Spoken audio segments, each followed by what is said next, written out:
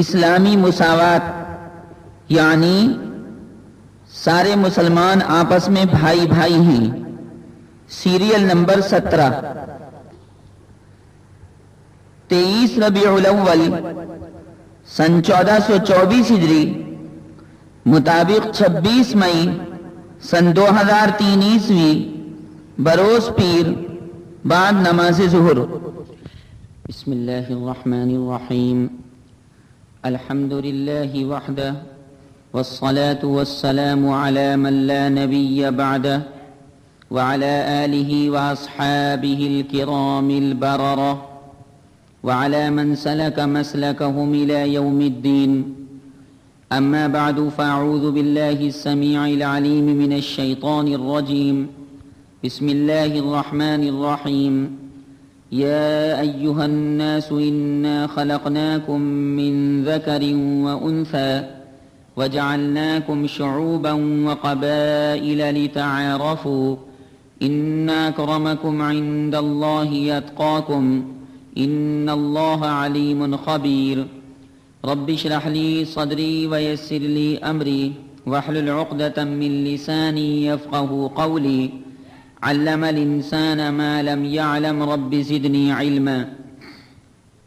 گرامی قدر حاضرین محفل، اللہ تبارک و تعالی نے ہمیں اور آپ کو اور حضرت آدم علیہ السلام کی تمام آل اولاد کو، تمام انسانوں کو اپنے فضل و احسان سے شرف انسانیت عنایت فرمایا، اور شرف انسانیت عطا فرمانے کے بعد اہل اسلام کو دولت اسلام سے سرفراز فرمایا، اہل ایمان کو دولت ایمان سے مشرف اور معظم فرمایا، اور پھر سارے مسلمانوں میں جو حضرت آدم علیہ السلام سے لے کر ہیں حضور پاک صلی اللہ علیہ وسلم کی امت کو دولت اسلام عطا فرمانے کے بعد حضور اقدس صلی اللہ علیہ وسلم کی امت میں بنایا، امت اجابت میں بنایا، قبول کرنے والے لوگوں میں سے بنایا۔ اللہ تبارک و تعالی کے پیدا کیے ہوئے سارے ہی انسان، چاہے وہ مرد ہوں چاہے عورتیں ہوں، وہ تمام کے تمام اللہ تبارک و تعالی ہی کے بندے اور بندیاں ہیں۔ اللہ تبارک و تعالی نے انسانوں کے اندر مسلمانوں کو معظم اور مشرف بنایا۔ حضور اقدس صلی اللہ علیہ وسلم کی امت مسلمہ کا مقام سب سے اعلیٰ، سب سے بالا، سب سے برتر رکھا۔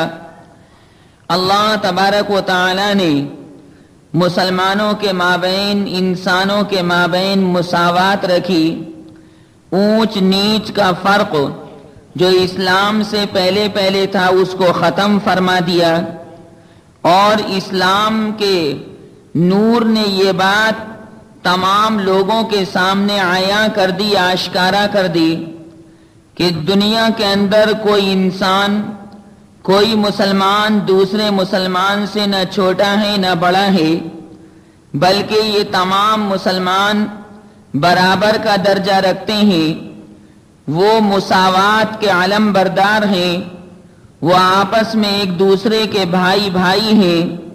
قرآن پاک میں اللہ تبارک و تعالی نے انما المؤمنون اخوۃ پہلے ہی فرما دیا ہے، جس کا واضح مطلب یہ ہے کہ تمام ایمان والے اور تمام اسلام والے آپس میں بھائی بھائی ہیں، کوئی اونچ نیچ کا فرق نہیں ہے، چاہے وہ کسی بھی برادری سے، کسی بھی پیشے سے تعلق رکھنے والا مسلمان ہو، اس کے مکان پر، اس کے گھر میں کوئی سا بھی کام ہوتا ہو، کوئی سا بھی پیشہ وہ اختیار کیے ہوئے ہو، وہ تمام کے تمام مسلمان آپس میں برابر کا درجہ رکھتے ہیں، نہ کوئی اونچا ہے نہ کوئی نیچا ہے، بلکہ ان کو ایک درجہ مساوات، برابری کا درجہ حاصل ہے۔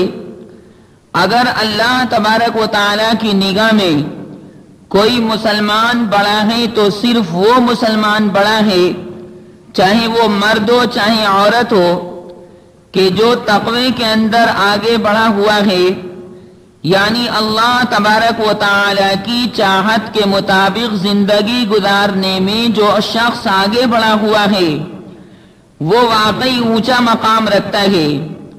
اللہ تبارک و تعالی نے خواتین و حضرات یہ برادریاں اور قبیلے اور خاندان اور کٹمب جو بنائے ہیں، یہ صرف پہچان کے واسطے بنائے ہیں کہ اگر پہچان نہ ہوتی تو کسی بھی لڑکے کا نکاح کسی بھی لڑکی کے ساتھ کیا جا سکتا تھا، پھر حرام اور حلال کی تمیز باقی نہ رہتی۔ اللہ تبارک و تعالی نے یہ خاندان جو بنائے، یہ قبیلے جو بنائے، یہ صرف پہچان کے واسطے بنائے ہیں کہ ایسا نہ ہو کہ کوئی حرام عورت کسی مسلمان کے نکاح میں پہنچ جائے، یعنی ایسی لڑکی کے ساتھ نکاح ہو جائے کہ جس سے نکاح کرنا شریعت اسلام کے اندر حرام اور ناجائز ہے۔ لہذا باری سبحانہ و تعالی نے یہ خاندان اور قبیلے بنا دیے پہچان کے لیے۔ باری سبحانہ و تعالی نے 26ویں پارے میں سورہ حجرات کے دوسرے رکوع میں اس مضمون کو بیان فرمایا ہے۔ میرے سچے خدا نے ارشاد فرمایا، یا ایھا الناس انا خلقناکم من ذکر وانثى وجعلناكم شعوبا وقبائل لتعارفوا ان اکرمکم عند اللہ اتقاکم ان اللہ علیم خبیر۔ جلالین شریف جلد ثانی میں علامہ جلال الدین محلی علیہ الرحمہ نے لتعارفوا کا مقصد اور لتعارفوا کی تفصیل بیان فرماتے ہوئے تحریر فرمایا، ای لیعرف بعضکم بعضا لا لتفاخروا بعلو النسب وانما الفخر بالتقوی۔ یہ عربی عبارت جلالین شریف جلد ثانی کے اندر علامہ جلال الدین محلی علیہ الرحمہ نے تحریر فرمائی ہے، جس کا واضح مطلب یہی ہے کہ باری سبحانہ و تعالی نے آسمان زمین کے پیدا کرنے والے خدا نے یہ برادریاں اور یہ قبیلے اور خاندان صرف پہچان کے واسطے بنائے ہیں۔ اس وجہ سے نہیں بنائے کہ کوئی آدمی اپنے رشتے کو، اپنے ناطے کو، اپنے خاندان کو، اپنی برادری کو، اپنے کٹم کو بڑا سمجھے اور اس کے اوپر فخر محسوس کرے، نہیں۔ علامہ ارشاد فرماتے ہیں علیہ الرحمہ کہ وَإِنَّمَا الْفَخْرُ بِالتَّقْوَى، اول تو فخر کرنا نہیں چاہیے، لیکن اگر کسی چیز پر فخر کیا جانا ممکن ہے تو وہ متقی اور پرہیزگار انسان کے اوپر فخر کیا جانا ممکن ہے، جو اپنی چاہت کے مطابق زندگی نہیں گزارتا، اپنے نفس کی چاہت کے مطابق زندگی نہیں گزارتا، بلکہ آسمان زمین کے پیدا کرنے والے خدا کی مرضیات کے مطابق زندگی گزار رہا ہے، حلال پر عمل کر رہا ہے اور حرام کو ترک کر رہا ہے، چھوڑ رہا ہے۔ خواتین و حضرات، بہت سے لوگ اپنی برادری اور اپنے خاندان کے اوپر فخر کرتے ہیں، حالانکہ اسلام نے اس کو حرام فرما دیا ہے۔ نبی کریم صلی اللہ علیہ وسلم نے اپنی تعلیمات عالیہ کے اندر اس کو بہت تفصیل کے ساتھ بیان فرمایا۔ ترمذی شریف جلد دوم صفحہ نمبر 235 پر ایک حدیث پاک ہے جو حضرت ابو ہریرہ رضی اللہ تعالی عنہ سے مروی ہے۔ حدیث پاک کے الفاظ میں آپ کو پہلے سناتا ہوں اور اس کے بعد اس کی تشریح عرض کرتا ہوں۔ عن ابی ہریرہ رضی اللہ عنہ عن النبی صلی اللہ علیہ وسلم قال يشتهين أقوام يفتخرون بآبائهم الذين ماتوا إنما هم فحم جهنم أو ليكونن أهون على الله من الجعل الذي يدهده الخراء بأنفه. یہ حدیث پاک ترمذی شریف جلد دوم صفحہ نمبر 232 پر موجود ہے، جس کا واضح مطلب یہ ہے کہ کچھ لوگوں کو اپنے خاندانی حسب نسب کی برتری بیان کرنے میں بڑا مزہ آتا ہے اور آپس میں دوسرے خاندانوں کی حقارت اور اپنے باپ دادا کی برتری بیان کرتے رہتے ہیں. ہم بڑے، ہمارا باپ بڑا، ہمارا دادا بڑا، ہمارا پردادا بڑا، ہمارا نگر دادا بڑا، ہمارا خاندان سب سے اونچا ہے. توبہ توبہ. اور ان لوگوں کو فخر کرنے والوں کو اس بات کا خیال نہیں ہوتا ہے کہ ان کے باپ دادا اور وہ جہنم کا ایندھن بنے ہوئے ہیں. نبی کریم صلی اللہ علیہ وسلم نے اس حدیث پاک میں جس کے الفاظ میں نے آپ کو ترمذی شریف کے حوالے سے ابھی سنائے ہیں، ایسے لوگوں کو ایک مثال دے کر بتلایا ہے اور بیان فرمایا ہے کہ گوبر کی گندگی اور گوبر کی نجاست میں ایک قسم کا کیڑا ہوتا ہے، اور وہ کیڑا گوبر کو کھاتا رہتا ہے اور گندگی کو کھاتا رہتا ہے. گوبر اور گندگی کھاتے وقت اس کیڑے کی ناک میں گوبر لگ جاتا ہے، پاخانہ لگ جاتا ہے. پھر وہ کیڑا اس گوبر کو اپنی ٹانگوں اور پنجوں سے جھاڑتا ہے. تو حضور اکرم صلی اللہ علیہ وسلم نے فرمایا کہ گوبر کے کیڑے جو غلاظت اور جو گوبر اپنی ناک سے جھاڑتے ہیں، اللہ تبارک و تعالی کے نزدیک باپ دادا پر، خاندان پر اور قبیلے پر فخر کرنے والے لوگوں کی حیثیت گوبر کے ان کیڑوں کی طرح ہے جن کی ناک کے اندر گوبر لگ جاتا ہے اور وہ گوبر وہ جھاڑتا رہتا ہے. ظاہر ہے کہ وہ گوبر گھٹیا اور بدتر ہے. اب جو لوگ ایسے باپ دادا کے ذریعے اپنی برتری اور خاندانی بلندی بیان کرتے ہیں، ان کی نادانی اور بے وقوفی کا اندازہ ہر شخص لگا سکتا ہے کہ کتنی بے وقوفی کی بات ہے اپنے آپ کو بڑا سمجھنا اور اپنے خاندان کو اونچا سمجھنا. بلکہ اللہ کے نزدیک تو سب سے زیادہ باعزت، سب سے زیادہ محترم، سب سے زیادہ قابل تعظیم وہی ہے جس نے اپنی زندگی اللہ تبارک و تعالی کی مرضی کے مطابق گزار رکھی ہے یا وہ گزارتا ہے. چاہے وہ کسی بھی خاندان کا ہو، چاہے وہ انصاری ہو، چاہے منصوری ہو، چاہے درزی ہو، چاہے کپڑا بننے والا ہو، چاہے وہ ایک رکشہ چلانے والا ہو، چاہے وہ دیہات اور گاؤں کا رہنے والا ہو، چاہے وہ صدیقی ہو، چاہے فاروقی ہو، چاہے عثمانی ہو، چاہے علوی ہو، چاہے شہر کا رہنے والا ہو، چاہے دیہات کا رہنے والا ہو، چاہے وہ کالا ہو، چاہے وہ گورا ہو، چاہے وہ لمبا ہو، چاہے وہ ٹھگنا ہو، چاہے وہ کمزور اور دبلا پتلا ہو اور چاہے وہ موٹا ہو، اگر وہ اللہ تبارک و تعالی کی مرضی کے مطابق اپنی زندگی گزار رہا ہے اور تقوی کی لائن اختیار کیے ہوئے ہے، وہ آدمی سب سے زیادہ قابل عزت، سب سے زیادہ قابل احترام، سب سے زیادہ قابل تعظیم ہے. خاندان سے کچھ نہیں ہوتا ہے، برادری سے کچھ نہیں ہوتا ہے. نبی کریم صلی اللہ علیہ وسلم نے اس کو پہلے ہی ناجائز قرار دیا ہے. خواتین و حضرات، یہ تمام چیزیں میں آپ کے سامنے حدیث پاک کے حوالے سے ذکر کر رہا ہوں. عن ابی ہریرہ رضی اللہ عنہ ان رسول اللہ صلی اللہ علیہ وسلم قال ان اللہ قد اذهب عنكم عبیۃ الجاہلیہ وفخرها بالآباء انما هو مؤمن تقی او فاجر شقی الناس كلهم بنو آدم وآدم خلق من تراب. یہ حدیث پاک انتہائی وضاحت کے ساتھ یہ بات بیان کر رہی ہے کہ لوگوں تمہیں ہوشیار ہو جانا چاہیے.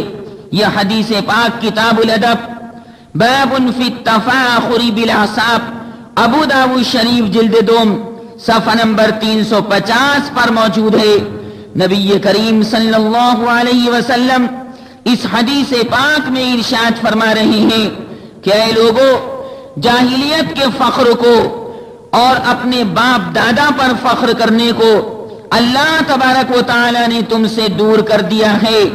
اب آدمی دو ہی طریقوں کے مل سکتے ہیں، یا تو متقی ایمان والا آدمی ہوگا یا پھر بدبخت اور فاجر فاسق اور گنہگار ہوگا.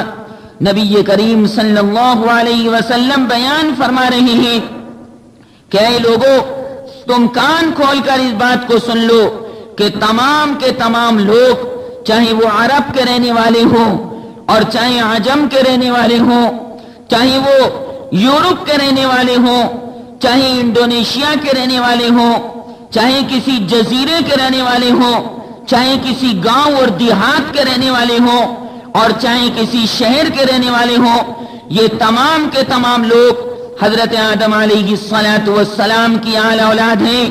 ان سب کے ابا حضرت آدم علیہ السلام ہیں.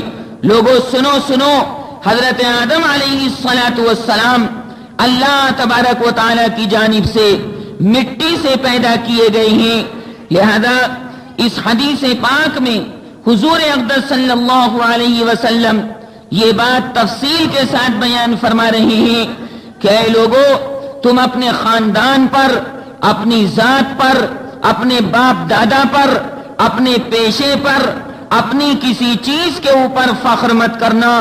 دیکھو، اپنے آپ کو تم بڑا مت سمجھنا، کیونکہ تم سب کے سب حضرت آدم علیہ السلام کی آل اولاد ہو، اور حضرت آدم علیہ السلام کو اللہ تبارک و تعالی کی جانب سے مٹی سے پیدا کیا گیا. اور ظاہر ہے کہ مٹی سے جو انسان بنایا گیا ہے اس کے اندر مٹی جیسی، زمین جیسی تواضع ہونی چاہیے، یعنی اپنے آپ کو چھوٹا سمجھنے کا مادہ اس کے اندر ہونا چاہیے. کیونکہ اللہ تبارک و تعالی کو بندے کی بڑائی اور بندے کا اپنی کسی چیز پر فخر کرنا یہ بہت برا لگتا ہے.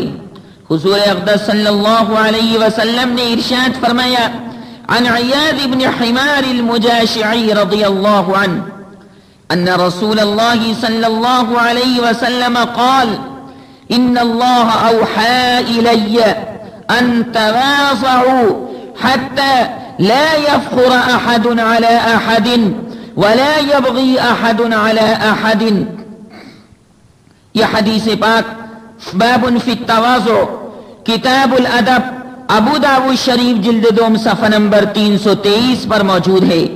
میرے سچے آقا صلی اللہ علیہ وسلم اس حدیث پاک میں یہ ارشاد فرما رہے ہیں کہ اللہ تبارک و تعالی نے میرے پاس یہ وحی بھیجی ہے کہ اے لوگوں، تم اپنے آپ کو چھوٹا سمجھو، اپنے آپ کو کوئی آدمی تم میں سے بڑا نہ سمجھے، یہاں تک کہ تم میں سے کوئی دوسرے کے مقابلے میں فخر نہ کرے، اور یہ نہ سوچے کہ میں اچھا ہوں اور تو برا ہے. کوئی آدمی، کوئی بندہ کسی دوسرے بندے کے اوپر ظلم نہ کرے. نبی کریم صلی اللہ علیہ وسلم نے اس حدیث پاک میں بے انتہا وضاحت فرما دی.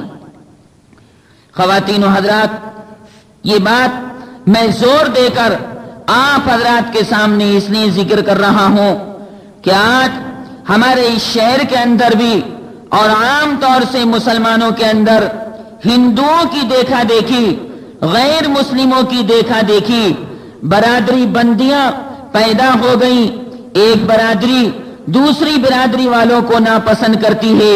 کچھ لوگ اپنے آپ کو بہت اونچا خیال کرتے ہیں اور سمجھتے ہیں کہ ہمارا نسب، ہمارا خاندان، ہمارا قبیلہ اس آدمی کے خاندان کے مقابلے میں اونچا ہے اور یہ خاندانی اعتبار سے بہت نیچا ہے. میں نے ابھی آپ کے سامنے وضاحت کے ساتھ بیان کیا کہ یہ تمام چیزیں شریعت اسلامیہ کے اندر حرام اور ناجائز ہیں. سب حضرت آدم علیہ السلام کی آل اولاد ہیں. اور اپنے آپ کو بڑا سمجھنے والے، اپنے آپ کو خاندانی اعتبار سے اور نسب اور رشتے اور قبیلے کے اعتبار سے بڑا سمجھنے والے پاخانے اور گوبر کے اس کیڑے کی طرح ہیں۔ نبی کریم صلی اللہ علیہ وسلم کے فرمان عالی کے مطابق جو گوبر کے اندر رہ کر گوبر کھاتا ہے اور اس کی ناک پر جو گوبر لگ جاتا ہے تو اس گوبر کو اپنے پنجوں سے وہ صاف کرتا رہتا ہے، اپنی ناک سے وہ صاف کرتا رہتا ہے۔ خواتین و حضرات، نبی کریم صلی اللہ علیہ وسلم کے صحابہ کرام جب مکہ مکرمہ سے ہجرت فرما کر مدینہ منورہ تشریف لے گئے، کفار اور مشرکین نے ایمان والوں کے اوپر مکہ مکرمہ کی زمین کو تنگ کر دیا۔ مکہ مکرمہ کی زمین ایمان والوں کے لیے اور اسلام والوں کے لیے تنگ ہو گئی، تو اللہ تبارک و تعالی نے حضور اقدس صلی اللہ علیہ وسلم کو حکم دیا کہ اے میرے محبوب پیغمبر، اب آپ مکہ مکرمہ چھوڑ کر مدینہ منورہ تشریف لے جائیں، آپ اس علاقے کے اندر ہرگز نہ رہیں، بلکہ آپ مدینہ منورہ کی جانب ہجرت فرما لیں۔ حضور اقدس صلی اللہ علیہ وسلم نے اللہ تبارک و تعالی کے اس فرمان عالی کے مطابق مکہ مکرمہ چھوڑ کر مدینہ منورہ کی جانب ہجرت فرمائی، اور ایمان والے بھی مکہ مکرمہ کو چھوڑ کر مدینہ منورہ جانے لگے، لیکن مکہ مکرمہ کے لوگوں کا مدینہ منورہ کے رہنے والوں سے کوئی رشتہ ناتا نہ تھا۔ نئی زمین تھی، نیا علاقہ تھا، نئے لوگ تھے، نئے چہرے تھے، نئے خاندان والے تھے۔ مکہ مکرمہ سے ہجرت فرمانے والے صحابہ کرام کا وہاں کوئی اپنا گھر در نہ تھا، کوئی بر نہ تھا، لہذا اب یہ لوگ جو مکہ مکرمہ چھوڑ کر مدینہ منورہ آن پہنچے، ان کو کیسے جناب گھر دیا جائے، کیسے جناب ان کو مدینہ منورہ کے اندر ایڈجسٹ کیا جائے۔ حضور پاک صلی اللہ علیہ وسلم نے اللہ تبارک و تعالیٰ کے حکم سے مکہ مکرمہ کے رہنے والے صحابہ کرام اور مدینہ منورہ کے رہنے والے صحابہ کرام کے بیچ میں بھائی بھائی کا رشتہ قائم فرما دیا۔ کوئی خونی رشتہ نہیں تھا، کوئی خاندانی تعلق نہیں تھا، کوئی آپس میں رشتہ داری نہیں تھی، لیکن اللہ تبارک و تعالیٰ نے خواتین و حضرات ایمانی رشتہ سب سے اونچا بنایا ہے، خونی رشتہ پیچھے ہے، اور ایمان کا رشتہ کلمہ طیبہ لا الہ الا اللہ محمد الرسول اللہ کا رشتہ سب سے اعلیٰ، سب سے بالا، سب سے برتر ہے۔ چنانچہ نبی کریم صلی اللہ علیہ وسلم نے مکہ مکرمہ کے ایک صحابی کو لیا اور مدینہ منورہ کے ایک صحابی کو لیا، اور آپس میں دونوں کو بھائی بھائی قرار دے دیا، اور فرمایا کہ تم اب سگے بھائی سے زیادہ آپس میں رشتہ اور تعلق رکھتے ہو۔ حالانکہ دیکھو دونوں کے خاندان بالکل جدا جدا تھے، پہلے سے کوئی رشتہ ناتا نہ تھا، لیکن دونوں کلمہ تو پڑھتے تھے، نبی کریم صلی اللہ علیہ وسلم کے اوپر اپنی جان چھڑکنے کے لیے ہوا وقت تیار رہتے تھے۔ ان کے سامنے خاندان کی کوئی حیثیت نہیں تھی، بلکہ ان کے سامنے اگر حیثیت تھی تو دین اسلام، دین ایمان کی حیثیت تھی، یعنی دنیا پیچھے تھی اور دین آگے تھا، یعنی خاندانی رشتہ، خونی رشتہ، بلڈ ریلیشن یہ پیچھے تھا، اور ایمان کا رشتہ اور کلمے کا رشتہ آگے تھا۔ نبی کریم صلی اللہ علیہ وسلم نے ان دونوں صحابہ کے درمیان ایسا رشتہ اور ایسا ناطہ قائم فرما دیا جو ہمیشہ ہمیشہ کے لیے برقرار ہو گیا۔ ایک مکی صحابی اور ایک مدنی صحابی، دونوں کو جوڑ دیا، اور صرف ایک صحابی کے ساتھ ایسا معاملہ نہیں فرمایا، بلکہ جتنے لوگ مکہ مکرمہ چھوڑ کر مدینہ منورہ پہنچ رہے تھے، ایک مکی اور ایک مدنی صحابی کو آپ بھائی بھائی قرار دے رہے تھے. یہ رشتہ مواخات کہلاتا ہے. حضرت ابو بکر رضی اللہ تعالی عنہ کا بھائی حضرت خارجہ ابن زید انصاری کو بنایا گیا. حضرت عمر رضی اللہ تعالی عنہ کا بھائی حضرت عتبان ابن مالک انصاری رضی اللہ تعالی عنہ کو بنایا گیا. حضرت عثمان رضی اللہ تعالی عنہ کا بھائی حضرت اوس ابن ثابت انصاری رضی اللہ تعالی عنہ کو بنایا گیا. حضرت ابو عبیدہ ابن جراح رضی اللہ تعالی عنہ کا بھائی حضرت سعد ابن معاذ انصاری رضی اللہ تعالی عنہ کو بنایا گیا. حضرت زبیر ابن عوام رضی اللہ تعالی عنہ کا بھائی حضرت سلامہ ابن دخش رضی اللہ تعالی عنہ کو بنایا گیا.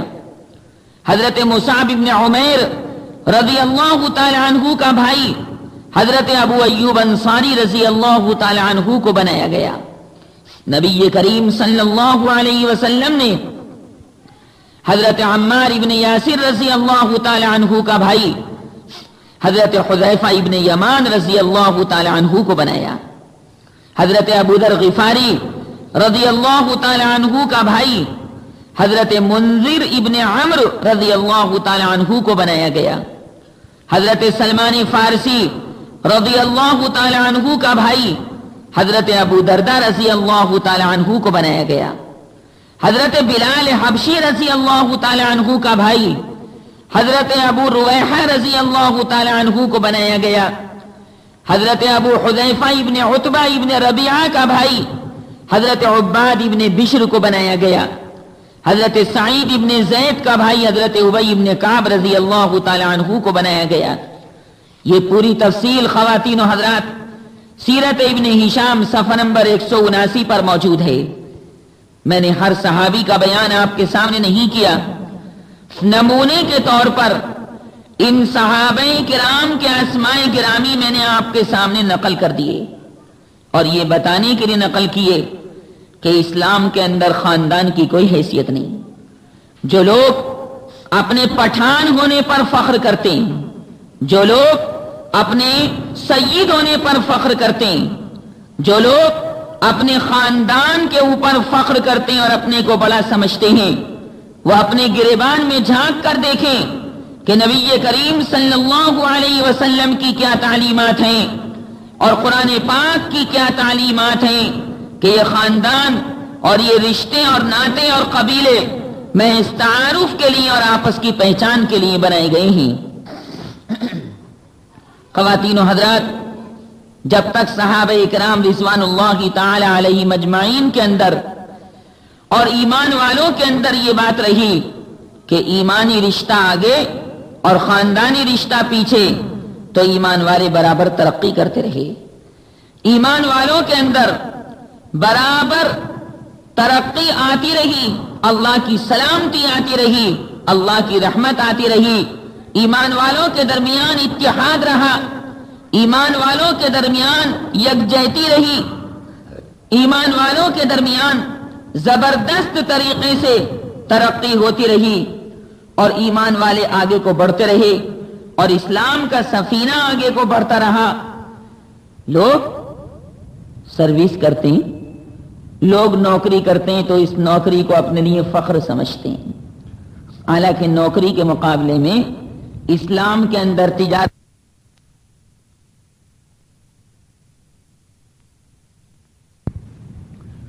باری سبحانہ و تعالی نے تجارتی آدمی کے اندر برکت رکھی، بشرطے کہ وہ آدمی صداقت، حقانیت اور سچائی کے ساتھ تجارت کرتا رہے. میرے سچے آقا صلی اللہ علیہ وسلم نے ارشاد فرمایا، التاجر الصدوق الامین مع النبیین والصدیقین والشہداء، کہ تجارتی آدمی جو سچ بولے، گاہک سے جھوٹ نہ بولے، امانت دار ہو، اچھی چیز گاہک کو دے، خراب چیز گاہک کو نہ دے. فرمایا قیامت کے میدان میں اس کا حشر نبیوں، صدیقوں اور شہیدوں کے ساتھ اللہ تبارک و تعالی فرمائے گا. لوگ آج سروس کی تلاش میں رہتے ہیں. سروس کے معنی تو نوکری کے ہیں, اور جو سروس کرتا ہے اس کو انگلش میں سروینٹ کہتے ہیں. اپنی دکان آدمی کرتا ہے, جب چاہے دکان کھولے, جب چاہے جناب دکان بند کر دے. اور سروس میں تو دوسرے کی نوکری ہوتی کہ جب مالک کہے گا آنا پڑے گا, اور جب مالک بلائے گا آنا پڑے گا, حاضری دینی پڑے گی. جو لوگ سروس کرنے والے ہیں وہ بیچارے پیشہ کرنے والوں کو برا سمجھتے ہیں. ہمارے امروہہ کے اندر یہ لعنت بہت زیادہ ہے. آدمی پیشے ور غیر پیشے ور کی بات لے کر آتا ہے. آدمی نوکری کر رہا ہے اور اپنے آپ کو بڑا سمجھ رہا ہے, اور دوسرا آدمی جو رکشہ چلا کر اور بیڑیاں بنا بنا کر اپنا پیٹ پال رہا ہے اور حلال کمائی اپنے پیٹ میں پہنچا رہا ہے, حلال کمائی اپنی بیوی کو کھلا رہا ہے, حلال کمائی اپنے بال بچوں اور اولاد کو کھلا رہا ہے, اس کو برا سمجھتے ہیں. خواتین و حضرات, جو نبی بھی دنیا کے اندر آیا ہے, ہر نبی نے حضور پاک صلی اللہ علیہ وسلم کے فرمان عالی کے مطابق دنیا میں آنے کے بعد بکریاں ضرور چرائیں. اب آپ سوچئے اور اندازہ لگائیے کہ نبی کا مقام تو سب سے اونچا ہوتا ہے. سارے مسلمانوں میں وقت کا پیغمبر اور وقت کا نبی سب سے اونچا, لیکن میرے سچے آقا صلی اللہ علیہ وسلم نے ارشاد فرمایا کہ اللہ تبارک و تعالی نے جو نبی بھی دنیا کے اندر بھیجا, جو پیغمبر بھی دنیا کے اندر بھیجا, ہر نبی نے اور ہر پیغمبر نے بکریاں چرائیں. صحابہ کرام رضوان اللہ تعالی علیہ مجمعین نے جب یہ بات سنی تو عرض کیا کہ یا رسول اللہ صلی اللہ علیہ وسلم, کیا آپ نے بھی بکریاں چرائیں؟ کیونکہ آپ بھی نبی ہیں, آپ بھی رسول ہیں. نبی کریم صلی اللہ علیہ وسلم نے فرمایا کہ ہاں بھائی, چند قیراتوں کے بدلے میں چند ٹکے حاصل کرنے کے لیے میں بھی مکہ مکرمہ کے رہنے والوں کی بکریاں چراتا تھا. اب آپ اندازہ لگائیے, دنیا کے اندر بہت سے کام ہیں.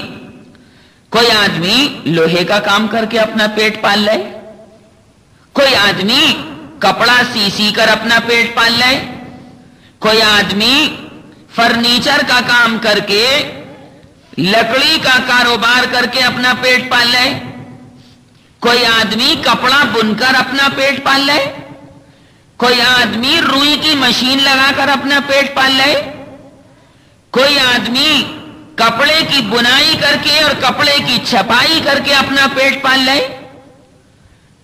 دنیا میں مختلف دھندے ہیں, لیکن یہ دھندے ایسے ہیں کہ دنیا میں ان کو کوئی بھی برا نہیں سمجھتا. لیکن بکری چرانے کا معاملہ عام طور سے لوگ برا سمجھتے ہیں. اس کو چرواہا کہتے ہیں. عربی میں چرواہے کو راعی کہتے ہیں, را الف عین یا, جس کی جمع رعاتن آتی, جیسے قاضین کی جمع قضاتن آتی, اور جیسے ناحن کی جمع نحاتن آتی, اور جیسے رامن کی جمع رماتن آتی ہے, اور جیسے کامن کی جمع کماتن آتی. بکریاں چرانا یہ بہت برا سمجھا جاتا ہے, لیکن آپ اس حدیث پاک میں ذرا غور فرمائیں اور اندازہ لگائیں کہ نبی کریم صلی اللہ علیہ وسلم ارشاد فرما رہے ہیں کہ جو نبی بھی اللہ تبارک و تعالی نے دنیا کے اندر بھیجا, ہر نبی نے اللہ کے حکم سے بکریاں چرائیں.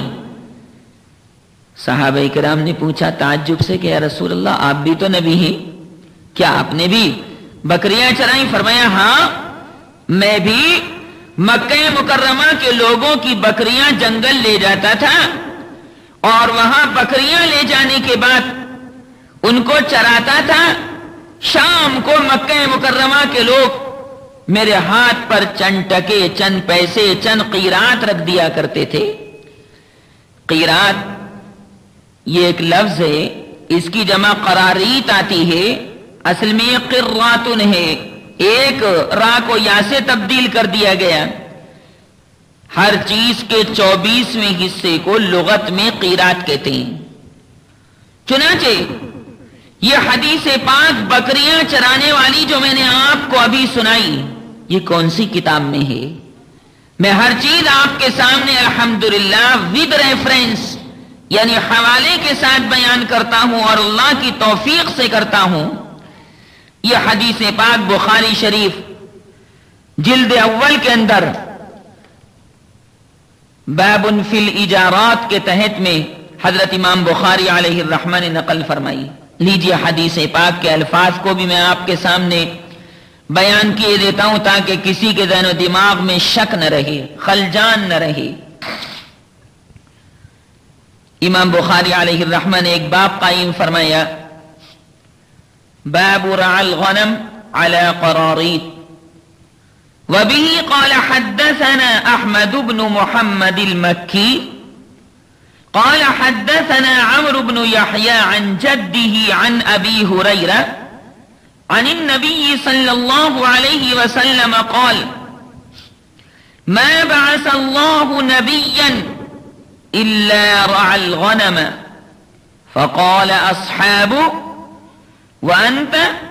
فقال نعم كنت أرعاها على قراريط لأهل مكة.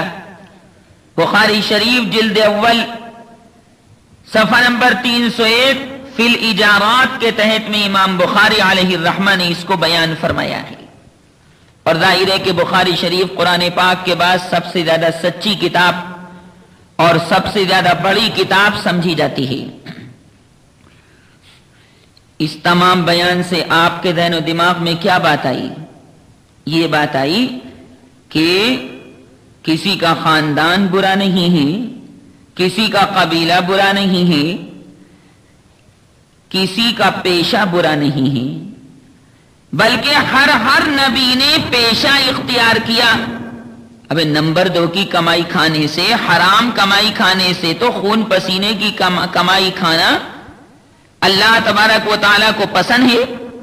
حرام کمائی، نمبر 2 کی کمائی، رشوت کی کمائی، مدرسے کا پیسہ کھانا، مسجد کا پیسہ کھانا، وقف کا پیسہ کھانا، مدرسے کے پیسے سے اپنا گھر بنانا، یہ تو شریعت اسلامیہ میں حرام اور ناجائز ہے. نمبر 2 کا پیسہ ہے، اور یہ نمبر 2 کا پیسہ انسان کو جنت میں لے جانے کے بجائے دوزخ میں داخل کرے گا، دوزخ کا ایندھن بنوائے گا. اللہم احفظنا. لہذا بکریاں چرانے کا پیشہ ہر نبی نے اختیار کیا، اور حضور اقدس صلی اللہ علیہ وسلم بکریاں چرا کر جو پیسہ اہل مکہ سے آپ صلی اللہ علیہ وسلم کو ملتا تھا اس سے اپنا پیٹ پالتے تھے. جیسا کہ اس حدیث پاک میں نے آپ کے سامنے ابھی بیان کیا ہے، اس حدیث پاک کے حوالے سے میں نے ابھی ذکر کیا ہے. اس سے ایک بات یہ معلوم ہوئی کہ کوئی عمل اور کوئی پیشہ، غور سے سنو، اور کوئی کام اللہ تبارک و تعالیٰ کے نزدیک برا نہیں ہے بشرطے کہ وہ حلال ہو، بشرطے کہ وہ اللہ کے نزدیک جائز ہو، بشرطے کہ وہ شریعت اسلامیہ کے نزدیک جائز ہو. ایک آدمی لوہے کا کام کرتا ہے، بہت اچھا ہے.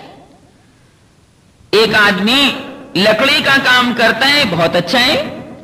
ایک آدمی بیچارہ کپڑا بننے کا کام کرتا ہے، بہت اچھا ہے.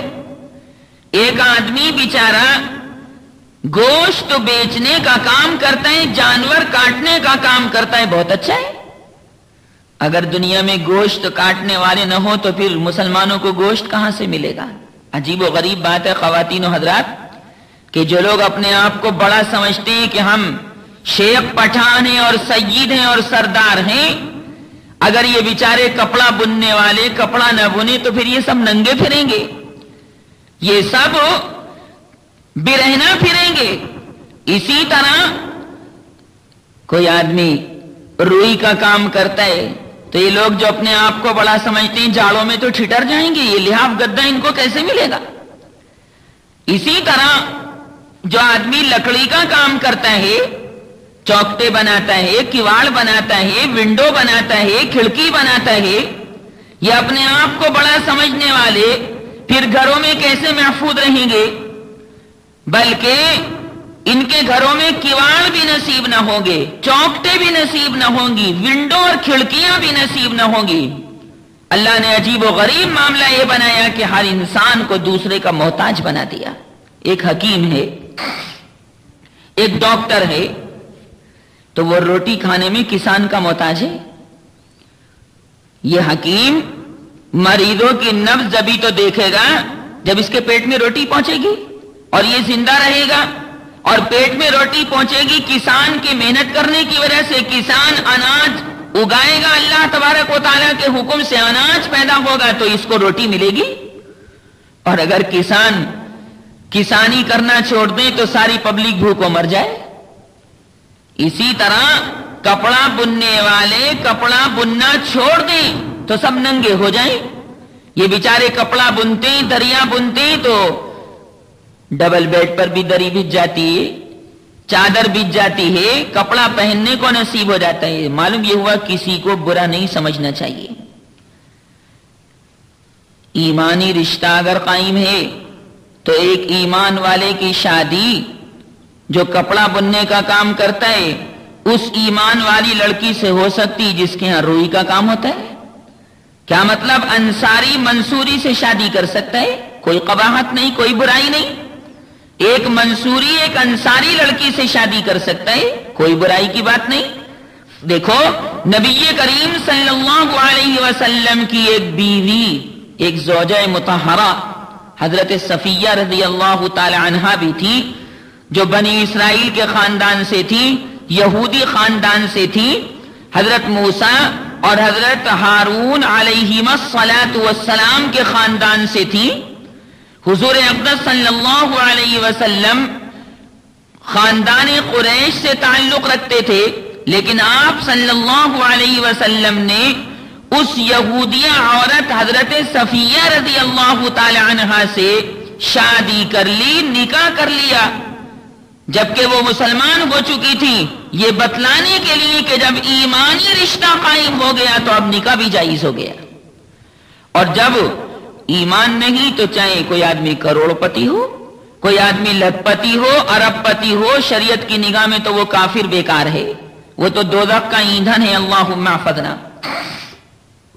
اس نے قرآن پاک میں کہا گیا کہ دیکھو مشرک عورت سے، کافر عورت سے شادی مت کر لینا۔ ایک ایمان والی باندھی ایک آزاد مشرک کافر عورت سے بدرجہ بہتر ہے۔ ہاں وہ ایمان لے آئے تو بہت اچھا ہے۔ وَلَا تَنكِحُوا الْمُشْرِكَاتِ حَتَّى يُؤْمِنَّ۔ ایمانی رشتہ خونی رشتے سے بہت آگے، بہت آگے، بہت آگے۔ میرے سچے آقا صلی اللہ علیہ وسلم نے دوسری حدیث پاک میں ارشاد فرمایا، من بطأ به عمل لم يسرع به نسب۔ کیا مطلب؟ جس آدمی کے عمل نے اس کو پیچھے ڈال دیا، یعنی نہ اس نے نماز پڑھی، نہ روزہ رکھا، نہ زکوٰۃ دی، نہ حج بیت اللہ کیا، نہ کوئی نیک عمل کیا، نہ اعمال صالحہ کیے، بلکہ بدماشی کرتا پھرا، شراب نوشی کرتا پھرا، جوا اور سٹے بازی کرتا پھرا، چوری کرتا پھرا، ڈکیتی کرتا پھرا، زنا کرتا پھرا، چھین جھپٹ کرتا پھرا، فرمایا اس کا خاندان اس کو بخشوا نہیں سکتا، اس کا خاندان، اس کا قبیلہ، اس کا کٹم اس کی مغفرت نہیں کروا سکتا۔ کیا معلوم ہوا؟ معلوم ہوا کہ جو آدمی رکشا چلا رہا ہے، لوگوں کے نزدیک اس بیچارے کا کوئی مقام نہیں، جب بھی کسی کو کہیں جانا ہوتا ہے، یہ رکشے والے ادھر کو آواز دے لیتے ہیں اور اس کے رکشے میں بیٹھ کر جناب چلے جاتے ہیں، 5 روپے 10 روپے اس کے ہاتھ پر رکھ دیتے ہیں۔ رکشا چلانے والے کی ہمارے معاشرے میں کوئی عزت نہیں، لیکن شریعت کیا کہتی سنو۔ شریعت یہ کہتی کہ ایک رکشا چلانے والا ہے، غریب ہے، نادار ہے، کالا کلوٹا ہے، ضعیف ہے، کمزور ہے، لیکن وقت کے اوپر نماز پڑھتا ہے، اذان کی آواز سنتے ہی ایک جانب کو اپنا رکشا کھڑا کر دیتا ہے اور اس کے بعد مسجد میں پہنچ جاتا ہے۔ کوئی سواری ملتی کہتی کہ ہمیں اسٹیشن لے چلو، کہتا نہیں بھائی جان نماز کا وقت ہے، میں ابھی نہیں جا سکتا، نماز پڑھ لوں تو پھر میں آپ کو اسٹیشن چھوڑ آؤں گا، لیکن ابھی نہیں جا سکتا۔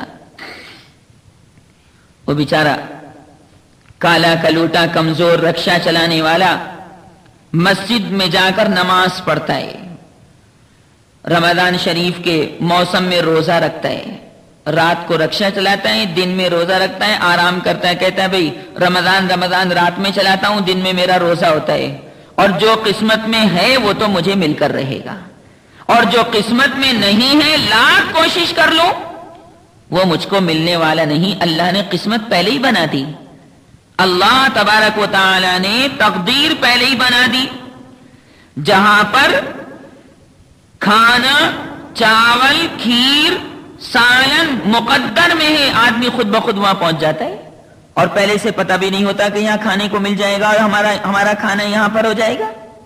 اللہ نے ساری چیزیں طے فرما رکھی، اسی کا نام تقدیر ہے، اور اللہ کی بنائی ہوئی اچھی بری تقدیر پر ایمان لانا بندے کے اوپر لازم اور ضروری مست اور فرض ہے۔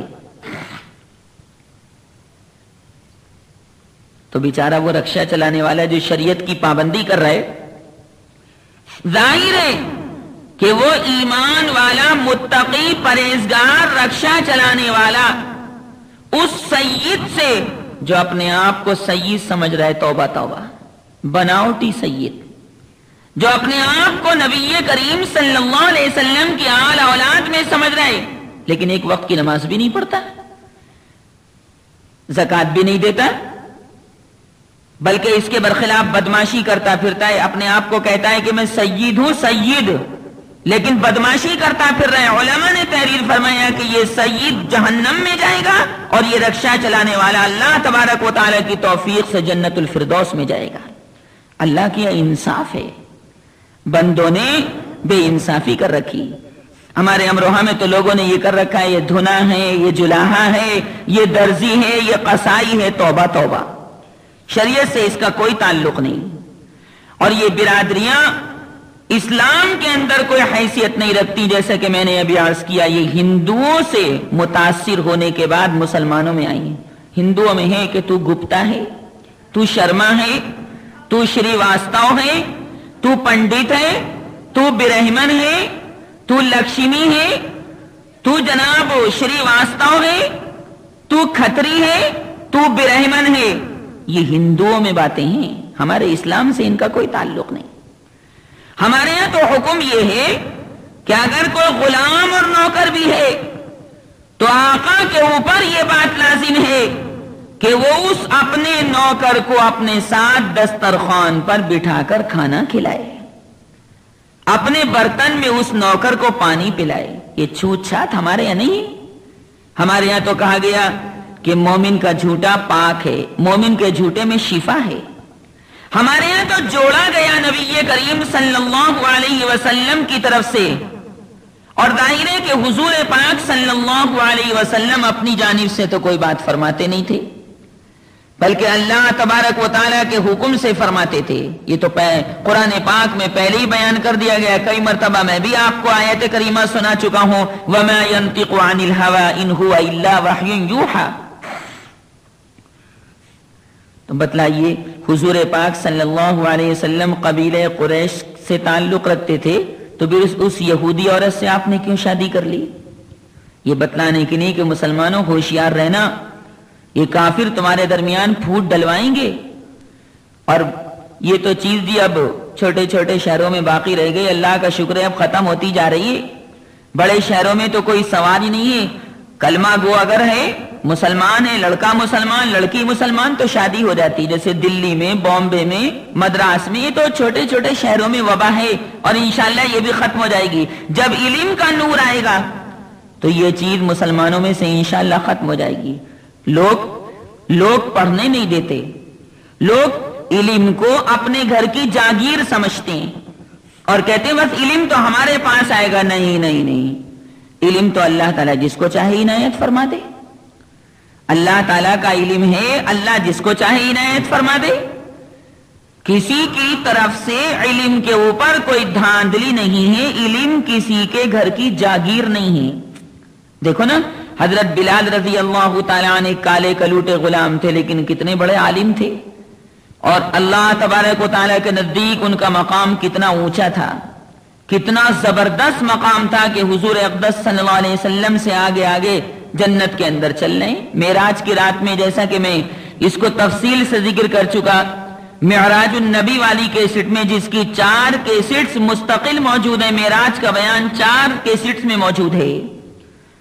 خواتین و حضرات، اس لیے میں نے آج کے درس میں اس موضوع کو چنا تھا کہ آپ لوگوں کو ہوش آئے، ایمان والے مردوں اور ایمان والی عورتوں کو ہوش آئے کہ ہم سب آپس میں بھائی بھائی ہیں.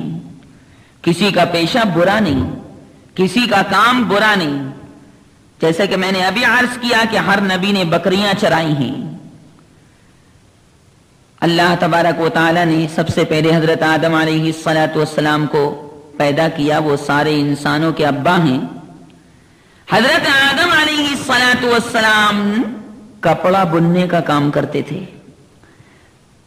میں کچھ لوگوں کا حال آپ کے سامنے ذکر کر رہا ہوں.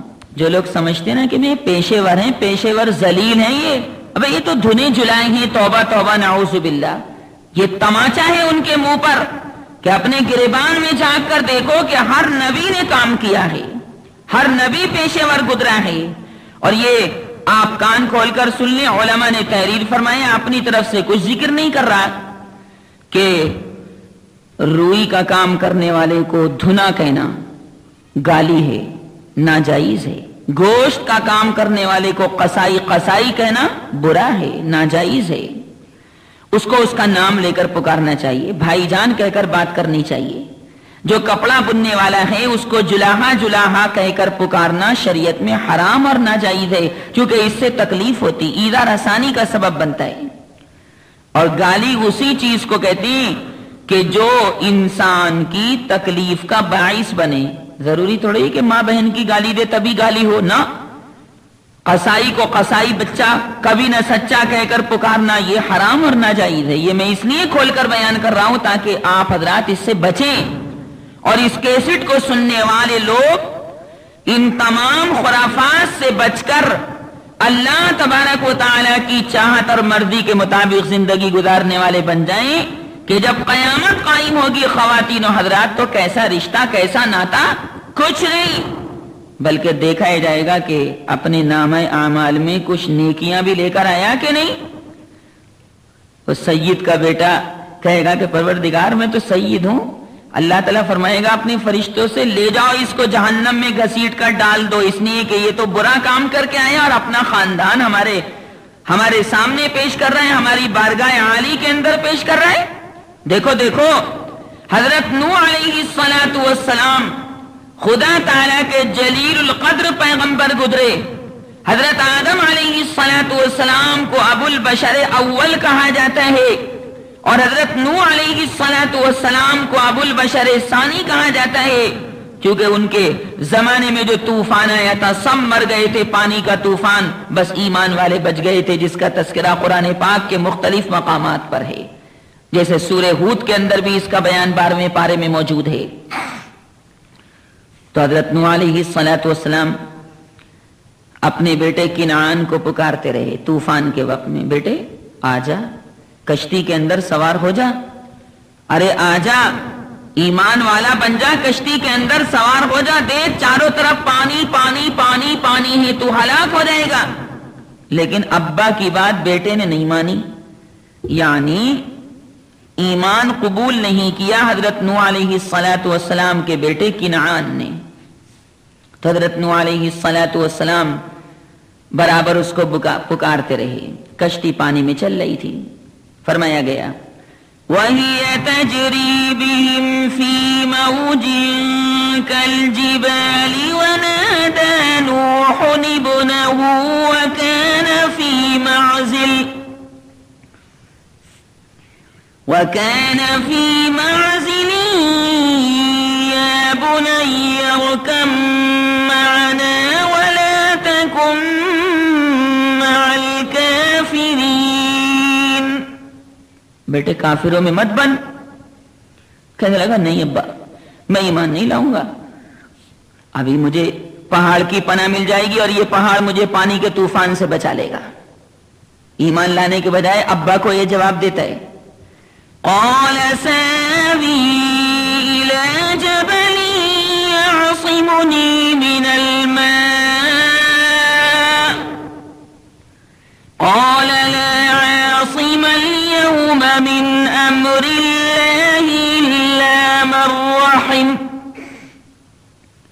فرمایا بیٹے آج اللہ تعالیٰ کے اس عذاب سے کوئی چیز تجھے بچانے والی نہیں, اللہ ہی بچا سکتا ہے. ابھی یہ باپ اور بیٹے میں گفتگو ہو ہی رہی تھی کہ ایک پانی کی موج آئی اور کنعان کو ڈبو دیا, گیا کام سے, کفر پر مرا. وحال بينهما الموج فكان من المغرقين. دیکھو پیغمبر کا بیٹا ہے, خاندان کے اوپر سنا رہا ہوں کہ جو لوگ خاندان کو پوچھتے ہیں کہ ہمارا خاندان بڑا اور یہ چھوٹا ہے, توبہ توبہ. قیامت میں دیکھنا کہ حضرت نوح جنت میں جائیں گے علیہ الصلوۃ والسلام, اور ان کا بیٹا کنعان کافر جہنم کا ایندھن بنے گا. نبی پیغمبر اپنے بیٹے کو نہیں بچا سکا. پیغمبر قیامت کے میدان میں اپنے کافر بیٹے کو جنت نہیں دلوا سکے گا. یہ خوب کان کھول کر آپ سن لیں. اس لیے میرے سچے آقا صلی اللہ علیہ وسلم نے پہلے ہی فرما دیا کہ من بطأ به عمل لم يسرع به نسب. جس کا عمل اس کو پیچھے ڈال دے گا اس کا خاندان اس کو آگے نہیں بڑھا سکتا. کہ میں شیخ پٹھان ہوں, میں بڑا ہوں, سید ہوں, میر صاحب ہوں, لہذا مجھے جنت ملے گی. نہیں, جنت اس کو ملے گی جو اللہ کی مرضی کے مطابق زندگی گزارے گا, چاہے وہ انصاری ہو چاہے منصوری ہو. یہ بات تو یہودی کہتے تھے کہ جنت پہ ہماری ٹھیکیداری. توبہ توبہ. کہتے تھے میاں جنت ہماری ہے, ہماری, اور یہ محمد توبہ توبہ جنت میں نہیں جائیں گے, یہ صحابہ کرام جنت میں نہیں جائیں گے, بلکہ ہم جنت کے اندر جائیں گے. اور اگر گئے بھی جہنم میں تو بس 40 روز, اس لیے کہ ہم نے 40 روز ہی گائے کی پوجا کی تھی, گائے کے بچڑے کی پوجا کی تھی. تو ہماری غلطی بس اتنی ہے, یعنی ہمارے آبا و اجداد نے, اللہ تعالی نے اس بات کو کھول کر بیان کر دیا کہ تم باولے ہو. ہرگز ایسا نہیں. جنت کے اوپر تمہاری ٹھیکیداری نہیں, بلکہ جنت اس کو ملے گی جو ہماری چاہت کے مطابق زندگی گزار کر دنیا سے ہماری بارگاہ میں آئے گا. بَلَى مَنْ أَسْلَمَ وَجْهَهُ لِلَّهِ وَهُوَ مُحْسِنٌ فَلَهُ أَجْرُهُ عِندَ رَبِّهِ وَلَا خَوْفٌ عَلَيْهِمْ وَلَا هُمْ يَحْزَنُونَ.